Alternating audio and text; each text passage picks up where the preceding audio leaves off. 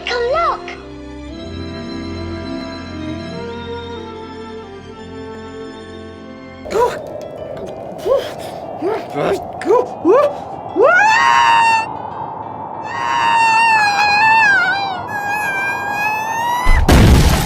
Ow! Motherfucker!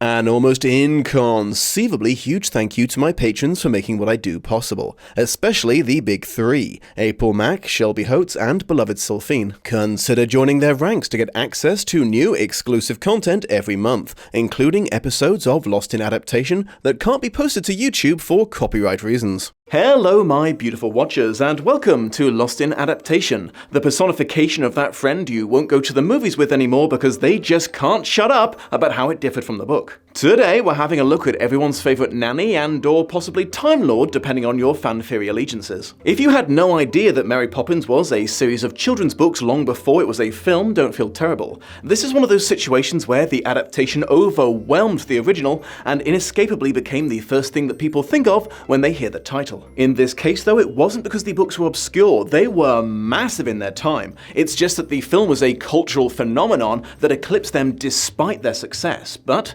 I am getting ahead of my handsome self. Helen Linden Goff was an Australian-born writer, though she self-identified as Irish, lived in Britain for most of her adult life, and went by the pen name Pamela Linden Travers. During her lifetime, very little was known about her, as she intentionally kept herself reclusive and private, but since her passing, details of her life were slowly revealed by family and friends. Writing from a very young age, she had her first book published as a teen, and managed to impress world-renowned author George William Russell, who encouraged her in her career. Travers' true fame began in 1934, when the first Mary Poppins book became an international success. The mysterious magical nanny who swoops into the Banks family's lives to take the children on fantastical adventures became a household name. Travers continued writing about her for the rest of her life, and the success of the character continued through 7 more novels and short stories. Personal opinion, I found the books a bit formulaic, and Travers sometimes reuses ideas. For example, the story of the stupid king who learns that true wisdom isn't necessarily the same thing as book smarts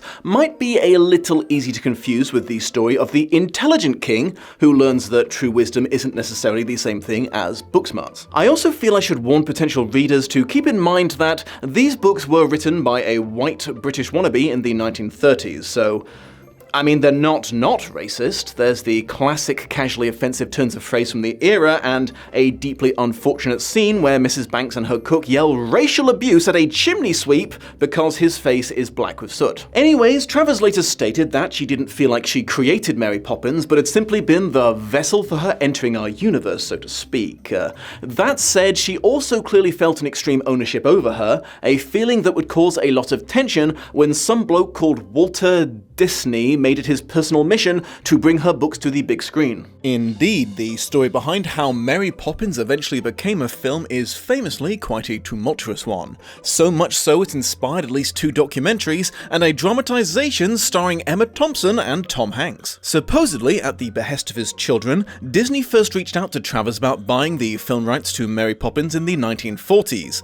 Travers flatly and adamantly refused his offer and continued to decline every subsequent offer that the determined Mr. Disney made for the next 20 years. She only eventually gave in when she found herself in dire financial straits during a dry spell in her writing career, and grudgingly signed over the rights to the first book in the series in exchange for a dump truck full of money down payment, a percentage of the film's gross profit, and an unprecedented amount of creative control over the final product. She then proceeded to make life a living hell for everyone involved, being exceptionally antagonistic to the writers, constantly negative about all pitches, and making continuous and sometimes extreme demands of the production. These excruciating meetings were recorded for posterity at Travers' own request and are to this day available to listen to if you feel your day isn't stressful enough already. Travers eventually returned to her home in England to work on her own version of the script, leaving Disney and his team to quietly do almost everything they'd promised her they wouldn't, most significantly including extended animated segments in the film. Julie Andrews initially had had to turn down the role due to being pregnant at the time, but was convinced to accept after giving birth, and Dick Van Dyke was brought on to play her co-star Bert. Incidentally, while I am a fan of Mr. Van Dyke, his attempt at a Cockney accent can, and quite frankly should, be considered a war crime. I know that show you wet anywhere.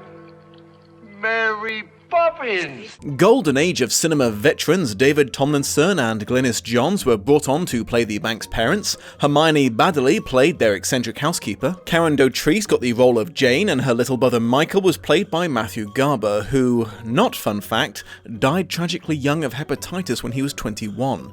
Major bummer there. The film, released in theaters in 1964, was a record-breaking hit, becoming the highest-grossing film of that year and Disney Corporation's highest-grossing film to date. It received 13 Academy Award nominations and won 5 for Best Actress, Best Film Editing, Best Original Music Score, Best Visual Effects, and Best Original Song. The only person who didn't really care for it was, unfortunately, if not surprisingly, Travers herself, who spent a not insignificant amount of the rest of her life low-key bitching about it to anyone who would listen. BT dubs, while saving Mr. Banks isn't the subject of today's episode, if you were curious about my take on its accuracy, well, it's obviously a very Disney-fied, i.e. rose-tinted portrayal of both Walt Disney and Travers and the pre-production of this movie. There was no evidence that I could find that anything other than bankruptcy convinced Travers to sell the rights, despite their bogus claims of heartwarming connection formation between these two historical figures.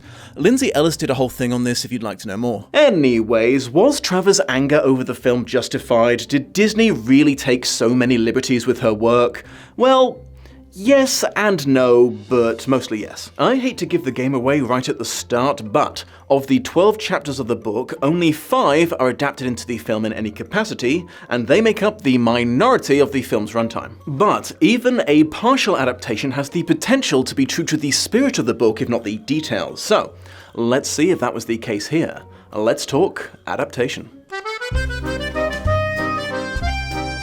The story starts with directions to the fictional London address 17 Cherry Tree Lane, where the Banks family reside next to a home owned by former Royal Navy Admiral Boom, who's designed his home to be reminiscent of a ship. The current nanny to the Banks children quits without notice as she's tired of their shit, prompting the Banks parents to put out an advertisement for her replacement. Said replacement is, of course, Mary Poppins, a mysterious young woman with a parrot-headed umbrella and a very strong personality that she uses to bulldog her way through the interview, refusing to give references or act like she was the applicant and not the interviewer. She then proceeds to slide up the banisters and meet the surprised children, withdrawing multiple items out of what appeared to be an empty carpet bag. She later insists they take some nondescript medicine that assumes the recipient's favourite taste upon consumption. Quickly growing fond of her, the children are informed she only intends to stay with them until the wind changes direction. Mary meets with what is implied to be an old acquaintance of hers, a street artist named Bert, and together they magically travel into a painting to have lunch. The children are introduced to her uncle Albert, who is afflicted with an unusual condition that results in his levitation whenever he laughs too much,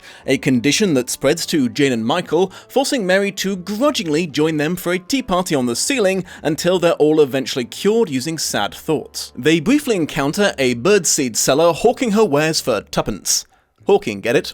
Bird joke. Despite not owning the rights to them, Disney borrowed a few minor elements from later Mary Poppins books, like the parrot umbrella talking, the tape measure that judges you like a dick, and Mary Poppins travelling via merry-go-round, though in the original context she ascended the entire carousel up into the heavens like some sort of fairground Jesus. It's one of several occasions where at the end of the book she left the kids behind without any warning while they wept, begged her to come back, and presumably developed severe abandonment issues. They also borrowed the occasional zinger line from later novels. Close your mouth, please, Michael. We are not a codfish.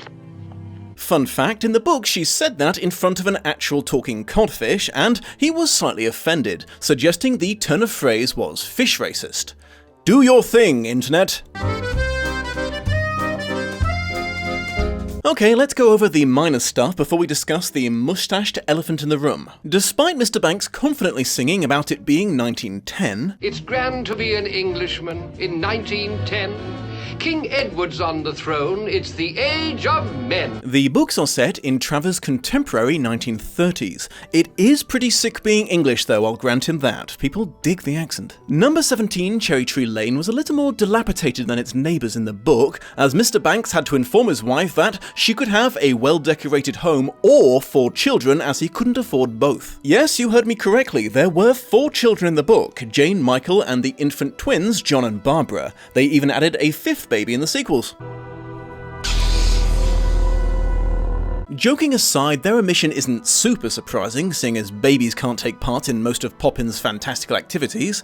They only really feature in a single chapter that's told from their perspective. While Admiral Boom is canon to the book, his literal canon is not, making life for the book Banks a tad less stressful. The good Admiral also had a wife instead of a Mr. Binnacle in the book. I don't know why modern Disney is always bragging about they're not delivering on its first openly gay characters when they've clearly been here since the 1960s. Here's a funny one. Bert's primary job in the book was a matchstick seller and is predominantly referred to as the Matchstick Man throughout his only chapter. The dude had like 16 jobs in the film and not one of them was the one from the book. So happens that today I'm a chimney sweep. Liar! There is a nameless chimney sweep in the sequels, but he's not our boy. The film is something of a propaganda piece for Mary Pips herself. So many of her original flaws are removed, she is, as she herself puts it, Practically perfect in every way. Travers' version of her had some, issues. She was an insanely strict disciplinarian, often unreasonably grumpy, and she appeared to view the weak-willed Mrs. Banks, who was the one who was originally bulldozed in the job interview,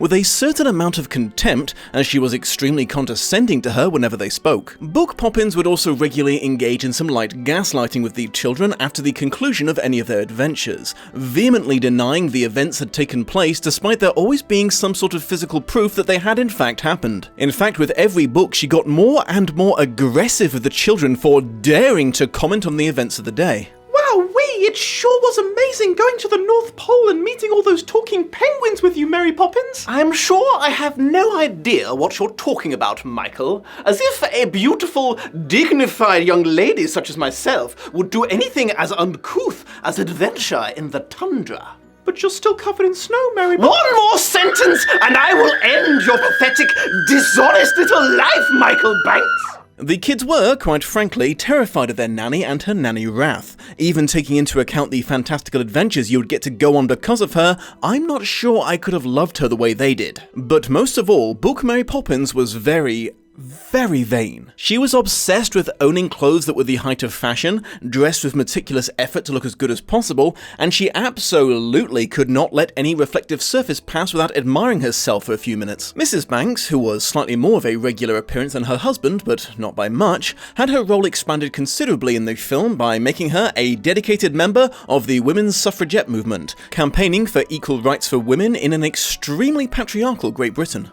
Before you give Disney any feminist credit, though, keep in mind that this real-life cause that women literally died for is mostly played for laughs in the movie. Anyways, a side effect of her commitment to the cause is an almost criminal neglect of her own children, which provides an explanation as to why the family required a nanny in the first place that was lacking in the original books. You know, aside from rich people avoiding bringing up their own children if they could avoid doing so. It's interesting that Travers supposedly demanded there couldn't be any overt romance between Mary Poppins and Bert in the film, as I personally think it was hella overt in the book. Just as a random EG, the kids weren't originally invited to join them on their in-artwork outing because it was super obviously a date. The departure of Mary Poppins at the end of the film not even being noticed by the Banks because they no longer needed her because of the newfound connection with each other that she had supposedly orchestrated is super funny and ironic. For you see, at the end of almost every book, Mary Poppins would depart without giving notice or warning, and it was always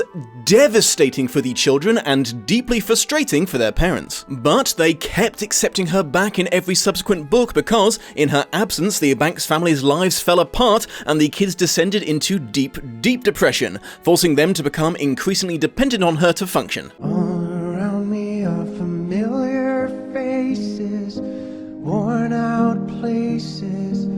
The use of animation in the film was, as mentioned, a bit of a sore spot between Travers and Disney, as he had supposedly promised not to include anything of the sort, then welched on the agreement, but it's kind of hard to quantify what that means regarding differences in the adaptation. I mean, sure, Travers wasn't imagining certain scenes as animated, but then again, who does? No, for real, barring examples of when you saw the movie first before reading the book, has anyone ever pictured animated characters in their head when they read something for the first time? I mean, if so, please let me know in the comments, because you are fascinating to me. Anyways, and yes, I'm aware I use that word as a bit of a crutch, that's what they did to the recognizable parts of the book. Now let's discuss what Disney crowbarred in. The single biggest addition to the story has to be that whole thing with Mr. Banks, and stick with me, my beautiful watchers, because this takes some explaining. To start with, what you really have to understand is there really aren't any overarching story arcs in the Mary Poppins books. Every chapter is pretty much a self-contained vignette that rarely reference or acknowledge each other, besides occasionally in the finale, in which sometimes people they met along the way will make a quick return cameo to say goodbye to Mary Poppins. So, am I claiming that every part of George Banks' story regarding learning to reconnect with his wife and kids and prioritize them over his job was completely made up by Disney? Well, yes and no, but mostly yes. Jenny Korelic, a fellow author and personal friend of Travers, claimed that she once confirmed to her that the secret message of the Mary Poppins book was the magical, chaotic nanny had inserted herself into the Banks family not primarily for the sake of the children, but for the sake of their father, to help him not miss out on a relationship with his children while they were still young enough to want one. A storyline that was supposedly inspired by Travers' childhood trauma regarding her own father, who died of alcoholism when she was very young. I said to her in the car once, I've just realised, of course, that Mary Poppins didn't come for the children, she came for Mr. Banks, and she nearly fell out of the car. She was so thrilled. Oh, you know, if one person has understood. I really think it's true. If you read the books carefully, Mary Poppins has come to remind Mr. Banks that he was a child once. This claim became an extremely important plot point in Saving Mr. Banks, as it was the key to the fictionalized Travers and Disney working out their differences towards the end. It's not the children she comes to save. It's their father. It's your father. Travers Goff. Now, I'm about to make a rather bold statement, so to make sure it was entirely accurate and I wasn't just missing something, I read all of the Mary Poppins books, even the ones that hadn't been written yet when they made the movie, in case it was something that Travers planned on and informed them about. So, with the absolute greatest respect to the late Ms. Travers, the late Walt Disney, and the writers of Saving Mr. Banks, I don't know what the ever-living fuck any of them are talking about, because Mr. Banks is, to be blunt, barely in the books. He usually cameos at the very beginning and the very end at most. He supposedly does work at a bank, but his day is described as literally making money, as in he's cutting notes and coins, so I think Travers might have accidentally or purposefully gotten a bank and the Royal Mint confused. But more importantly, his relationship with his kids is nowhere near as antagonistic as it's portrayed in the film, nor is it exceptionally improved by the end. He's not overly harsh on them for wanting a kind nanny, he doesn't encourage them to forsake their whimsy for the sake of capitalism, he doesn't get fired, and he fixes no kites. He has no redemption arc because he's really not that bad of a dude in the first place. He's just the average amount of not involved with his kids as the average upper-class father was in the 1930s. In fact, he's actually considerably more relaxed and groovy compared to his high-strung wife, as he tended to be less stressed about the many times that Mary Poppins leaves her job with no warning. He's also apparently a bit of an amateur astronomer, and shares his excitement about this with his children. And this isn't after Mary Poppins encouraged him or anything like that. Georgie Boy and Mary P literally never speak to each other in the books. So I'm not saying that Travers didn't have daddy issues, but if the true meaning of the novels was Mary Poppins was there to save Mr. Banks, then it is extremely subtle. Being blasé about someone's childhood trauma aside, it's an objective statement to say that Mr. Banks is a massive part of the film in a way that he just was not in the books. BTW, it's worth noting that even if this redemption arc was true to Travers' secret vision, its execution in the film still managed to upset her, as they chose to have the pivotal moment where Mr. B is made to realise the error of his ways facilitated by Bert, not Mary Poppins, which kind of undercuts the whole thing. And when your little tykes are crying, you haven't time to dry their tears and see them grateful little faces smiling up at you.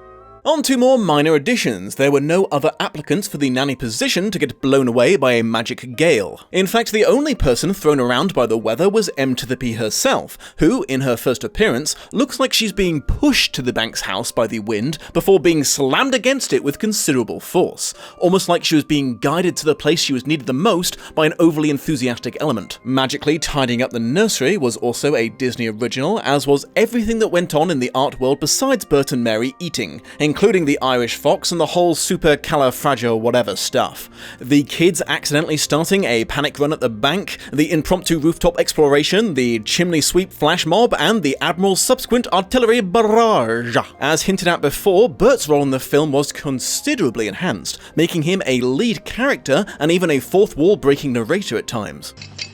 Oh, it's you! Hello! Dick Van Dyke's other role, the elder Mr. Dawes, the bank director, is another film original creation, and I'm sure we can all agree one of the best parts of it. Always use more money to put to work for the bank, can't we, boy?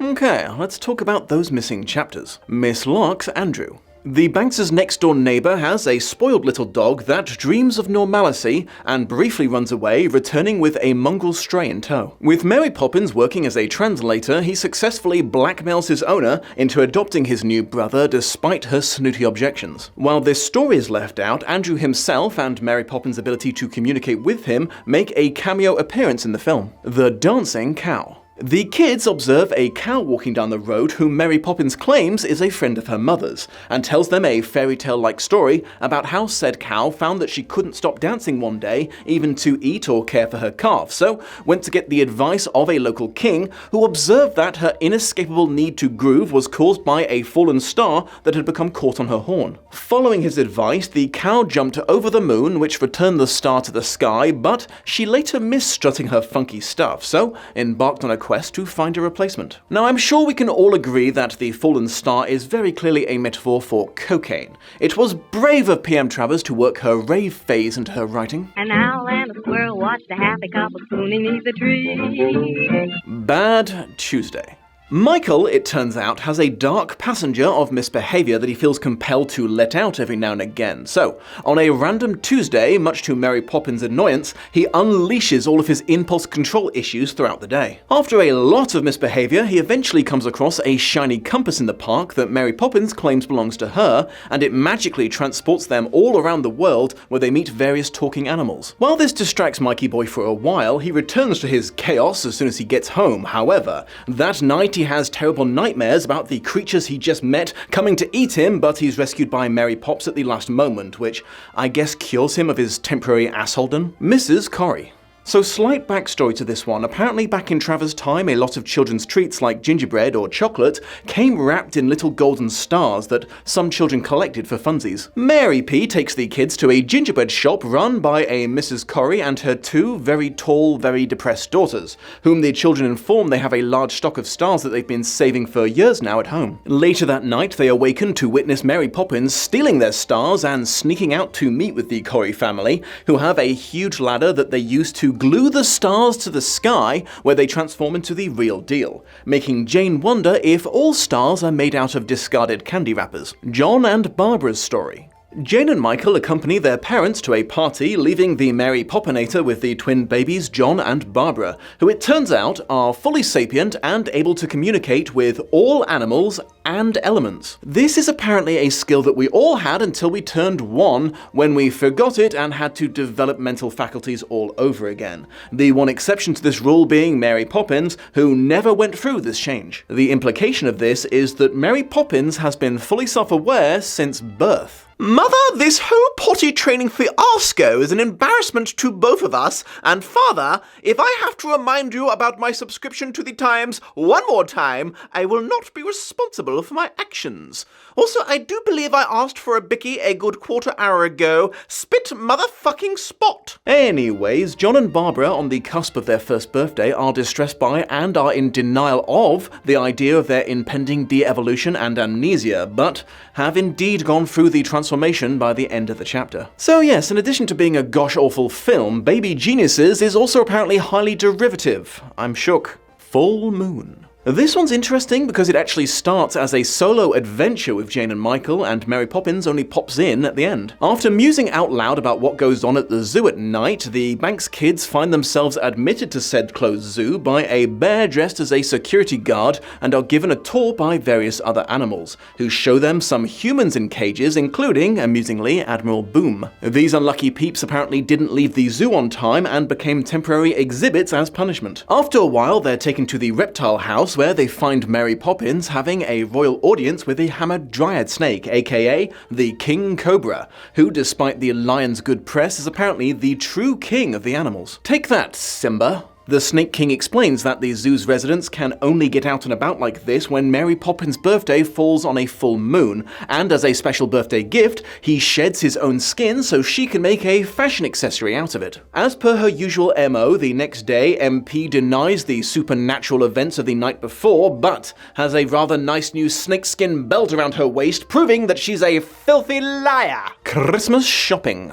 A Christmas chapter, which I think is a good indicator of how much longer M to the P stuck around with the Banks in the book. I guess the wind was pretty set on just blowing in one direction for as long as possible. Pops takes her wards shopping, but they're interrupted by Maya, a star in the Pleiades cluster that's come to Earth to buy gifts for her sisters. Yeah, evidently stars are both gingerbread wrappers glued to the sky and young ladies in the Poppins verse. I suspect it is best not to think too hard about it. Right before she returns to the sky, Mary gives her her own fur gloves as a Christmas gift, which shocks the entire Banks family because they were a key part of her vanity get-up. Oh, and throughout all of this, there's a lazy, incompetent groundskeeper in the employ of the Banks called Robinson I. Seems a shame to have completely cut him out. All they had to do was hire some guy to snooze in the background of the occasional shot. Final thoughts. This isn't the first film I've covered that was based on a children's book where the biggest deviation was the introduction of a through plot to unify what was originally fairly standalone short stories, but it is, to be fair, a fairly egregious example of it. So, you see why it was a mostly yes regarding Travers' Righteous Fury. It's a film that only really utilizes the book's general setup, and the rest is a pretty original vision that was forced onto it. That said, one might hazard to say most authors might still have been at least a little bit happy that the film brought joy and Mary Poppins to such a huge new audience, even if it wasn't entirely in keeping with the original vibe. Putting aside my long-running concerns about the disturbingly messianic role that the memory of Walt Disney seems to have taken in his fandom over the years, I would have thought that everyone would have to admit that this film is a work of genius. It's perfectly cast, it advanced special effects technology by years, including flawlessly combining live action and animation, and